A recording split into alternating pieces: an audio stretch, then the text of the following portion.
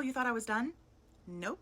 I hate to be the one to break it to you, but nearly everything you do is connected to or has roots in witchcraft, which is why I'm back with today's episode of 10 everyday things you do that are rooted in witchcraft, language edition. Number 1, the alphabet. If we're going to be talking about language, we might as well start with the entire alphabet.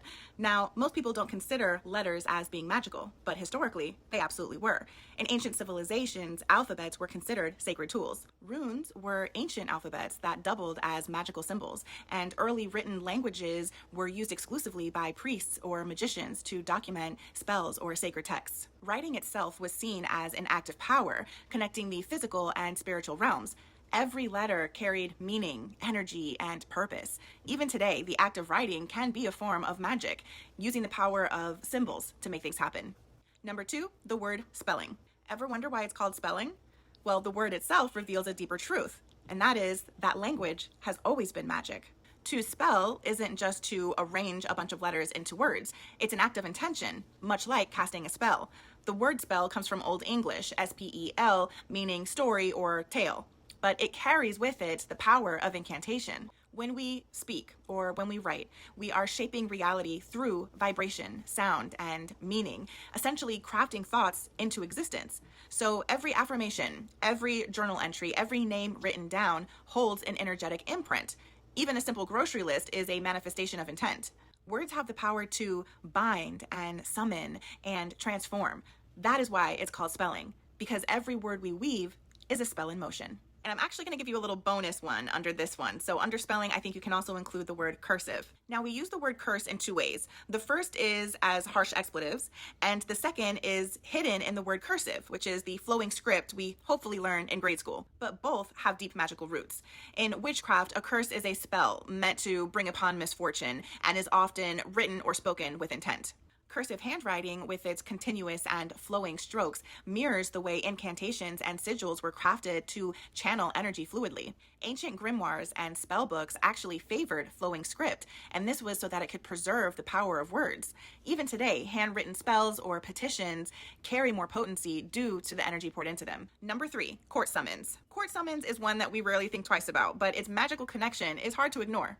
In legal terms, summoning is a command to appear in court. In witchcraft, summoning is the act of calling forth spirits, energies, or deities. Whether used in a courtroom or in a ritual, the word summons carries the same weight, and that is the power to compel someone or something to be present. Number 4, TV channels. Today, TV channels are simply how we watch our favorite shows. But in magical practices, channeling is the act of directing energies or messages from spirits or higher realms. A TV channel directs content into your home, just like how a witch or a medium directs energy or communication into the physical world. And just like flipping between channels to find the right one, magical channeling requires tuning in to the right frequency or energy to connect with the desired source. Number 4, the word lunatic. Lunatic is a word we use to describe someone acting irrational or wild, but its origins trace back to magic and astrology. It comes from the Latin luna, meaning moon, and it's based on the ancient belief that the phases of the moon influenced human behavior. For centuries, people believed that the full moons could trigger things like madness, heightened emotions, or even supernatural activity. The connection between the lunar phases and human behavior is reflected in modern superstitions and magical practices, where the phases of the moon are believed to affect things like energy, emotions, and spell work. Number 6, the word bless.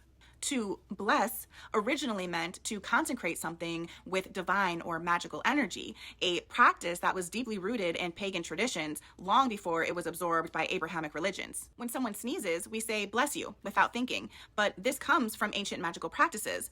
Blessing was, and still is, a way to consecrate someone or something with positive energy, often for protection. In many pre-Christian pagan cultures, people believed that sneezing could leave someone vulnerable to wandering spirits, so blessings were spoken as a form of magical shielding. This tradition was later adopted and reinterpreted by Abrahamic faiths, but its origins remain firmly tied to early pagan spiritual practices. Number 7, the word influence. Influence is another everyday word with magical roots. It comes from the Latin word influere, meaning to flow into. This referred to the way that celestial bodies or spiritual forces were thought to flow their energy into people or events. Today, when we say someone has influence, we're acknowledging their ability to shape outcomes, much like magical forces do. Number 8, month. Month is a word we use to mark time, but most people don't realize its origins are directly tied to the moon. The word comes from Old English, monath, meaning moon cycle, because ancient civilizations tracked time by the phases of the moon. Early cultures like the Babylonians and the Celts actually rounded down their lunar month to 28 days because it was easier to structure than the moon's actual 29.5-day cycle. The connection between time and the moon is still reflected in many spiritual and magical traditions today, where witches and practitioners time their rituals according to lunar phases, just as our ancestors once did. Number 9, signature. We often overlook the significance of signing our names, but the act of leaving a signature carries far more weight than just marking a document. Signatures were once viewed as magical marks, symbolizing your unique energy or imprint on the world. Historically, signing your name, especially in blood, was associated with binding contracts, including those with spirits or deities. Even today, it can be seen as binding your essence to a contract and making you accountable. Your name becomes a representation of your intent and commitment, almost like a modern-day sigil, sealing the deal. And number 10, threshold. We think of thresholds as an entryway to a home or a space, but in witchcraft, thresholds are powerful liminal spaces. They represent the boundary between worlds. Crossing a threshold has always been symbolic, which is why people would place things like salt, protective charms, or protective spells at their doorways. Even now, thresholds are seen as spaces of transformation and transition. Think of old traditions like carrying a bride over the threshold, which was meant to protect her from lurking spirits at the boundary, or perhaps placing a broom by the doorway to help ward off negative energy. These acts underscore the power of thresholds as points where energies shift and intentions are set.